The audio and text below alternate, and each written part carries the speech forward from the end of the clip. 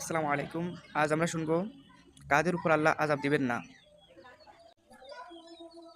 আল্লাহ তাআলা সূরা আনফালের ভিতরে ৮ নম্বর সূরা ৩৩ নম্বর আয়াতে আল্লাহ তাআলা বলেছেন, আউযু বিল্লাহি মিনাশ শাইতানির রাজীম। বিসমিল্লাহির রহমানির রহিম। ওয়ামা কানা আল্লাহু লিয়ুআযযিবাহুম ওয়া আনতা ফীহিম ওয়ামা কানা আল্লাহু মুআযযিবাহুম ওয়া হুম ইয়াস্তাগফিরুন। তুমি তাদের মাঝে থাকা অবস্থায় আল্লাহ তাদেরকে শাস্তি দিবেন না, এবং যখন তারা ক্ষমা প্রার্থনা করতে থাকবে এরূপ অবস্থায়ও আল্লাহ তাদের শাস্তি দিবেন না। তো আমরা এখানে জানতে পারলাম, যখন আল্লাহ তাআলা শাস্তি দিবেন না তার ভিতরে একটা সময় হচ্ছে যখন তারা ক্ষমা প্রার্থনা করতে থাকবে, এরূপ অবস্থায়ও আল্লাহ তাদের শাস্তি দিবেন না। এই জন্য আপনার আমার আল্লাহর কাছে বেশি বেশি তওবা করতে হবে।